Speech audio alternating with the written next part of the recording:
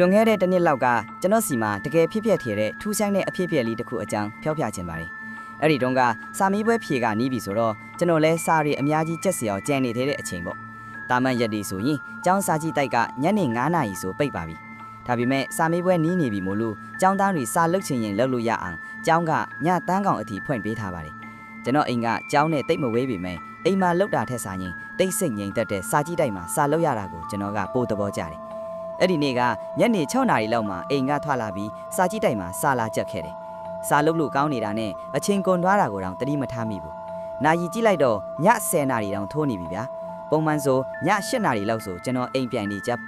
8နာရီလောက်ဆိုရင်တောင်စာကြည့်တိုက်ထဲမှာကျောင်းသားတချို့ရှိနေကြပေမဲ့အခု10နာရီခွဲအချိန်မှာတော့တစုံတယောက်မှမရှိပဲတိတ်ဆိတ်6ကန်နေပါတယ်။ကျွန်တော်လည်းလက်ကျန်အလုပ်ပြီး10မိနစ်15မိနစ်လောက်လုပ်ပြီးရင်ပြန်တော့မယ်လို့တွေးလိုက်တယ်။အဲ့ဒီအချိန်မှာပဲတစုံတယောက်ခြေထောက်တန်ရနဲ့လမ်းလျှောက်လာတယ်လို့မျိုးတရွတ်တိုက်ဆွဲပြီးလမ်းလျှောက်နေတဲ့အတန်ကိုရုတ်တရက်ကြားလိုက်ရတယ်။ကျွန်တော်လည်းကြောက်လန့်တကြားနဲ့စာအုပ်တွေကိုကောက်သိမ်းပြီးစာကြည့်တိုက်တဲ့ကနေအမြန်ပြေးထွက်လာခဲ့တယ်။ကျောင်းစာကြည့်တိုက်အပြင်ဘက်မှာကစင်ကြံလန်းအရှိကြီးရှိတယ်လေ။အဲ့ဒီစင်ကြံလန်းအစုံကွယ်မှာကျောင်းအထွတ်တကားပေါက်ရှိတယ်။ကျွန်တော်စင်ကြံလန်းအတိုင်းအမြန်လျှောက်လာရင်ထွက်ပေါက်နားရောက်ခါနီးမှာပဲစင်ကြံလန်းအစုံမှာအမိုးသမီးတယောက်ရပ်နေတာကိုလှမ်းတွေ့လိုက်ရတယ်။ဘယ်သူမှမသိပေမဲ့သူနာကတ်တွားလေးစိတ်ထဲမှာနေရာထိုင်ရခက်ပြီးလေးလံထိုင်ဝိုင်းလာလေးပါပဲ။နောက်ဆုံးမနေလိုက်တော့ပဲဘသူလဲလို့လှမ်းမေးလိုက်တဲ့အချိန်မှာပဲစက္ကန့်ပိုင်းအတွင်းမှာတင်အဲ့ဒီအမျိုးသမီးပျောက်ချင်းမလားပျောက်သွားပါတော့တယ်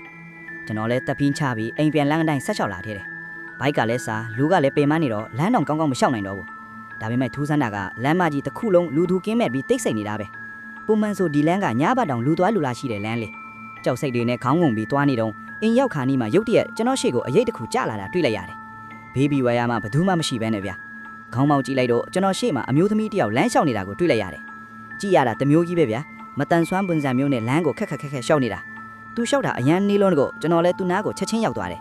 နီးလာတော့မှတေချာမြင်ရတယ်အဝတ်အစားတွေကစွတ်ပြတ်နေပြီးခြေတွေလက်တွေကလည်းလိန်ကောက်နေတာစပင်တွေကလည်းဖွာလန်ကျဲလို့ကျွန်တော်စိတ်ထဲမှာဒီအမျိုးသမီးနားမကတ်တင်ဘူးလို့အလိုလိုသိနေတယ်သူ့ကိုကြော်တက်သွားဖို့တောင်တက်တီမရှိတော့ဘူးအဲ့ဒီအချိန်မှာပဲသူကရုတ်တရက်နောက်လှည့်ကြည့်လာပြီးကျွန်တော်ကိုမေးခွန်းတစ်ခုမေးလိုက်တယ်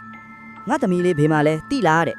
ကျွန်တော်မှကြောက်လို့အတန်တောင်မထွက်နိုင်တော့ဘူးအုံနောက်တွေလည်းထုံချင်းသွားသလိုပဲဘာပြန်ဖြေးရမှမသိတာနဲ့ဟိုးအဝေးတနေရာကိုလက်ညှိုးထိုးပြပြီးသူ့ကိုထွက်သွားစေခြင်းတာနဲ့လိန်ပြလိုက်မိတယ်သူကကျွန်တော်လမ်းညွန်နေဘက်ကိုတရွတ်တိုက်ဆွဲပြီးရှော့သွားလိုက်တာနောက်ဆုံးမျက်စိရှိကနေပျောက်သွားတဲ့အထိပါပဲသူကျွန်တော်ရှေ့ပြန်ပေါ်လာမှကြောက်လို့အားကုန်တုံးပြီးပြေးခဲ့ရတယ်အကူညီတောင်းဟိုလူတယောက်ကားတစ်စီးစီးများတွေ့မလားဆိုတဲ့အတွေးပဲရှိတော့တယ်အဲ့ဒီအချိန်မှာပဲဟိုးအဝေးစီကနေသူဒီမှာရှိနေတာပဲဆိုတော့အော်ဒါမျိုးကိုကြားလိုက်ရအောင်ကျွန်တော်ဘာမှမမှတ်မိတော့ပါဘူးတတိပြန်ရလာတော့မှအိမ်နီးချင်းတယောက်ကကျွန်တော်ကိုလမ်းမှာတတိလိမ့်နေတာတွေ့လို့အိမ်ပြန်ခေါ်လာပေးမှသိရတယ်သူပြောပြမှဒီအကြောင်းကိုသိရတော့တယ်1998ခုနှစ်တုန်းကအသက်32ခုနှစ်အရွယ်အကဲသားဆိုတဲ့အမျိုးသမီးတယောက်ရှိခဲ့ဘူးတဲ့သူမှာအီဒန်ဟေးအကြောင်းကိုတတ်နေတဲ့10နှစ်သမီးလေးရှိပြီးဒီနေ့မှာကလေးကတငယ်ချင်းတွေနဲ့စော့နေတဲ့မတော်တဆဖြစ်ပြီးဆုံးပါသွားခဲ့တယ်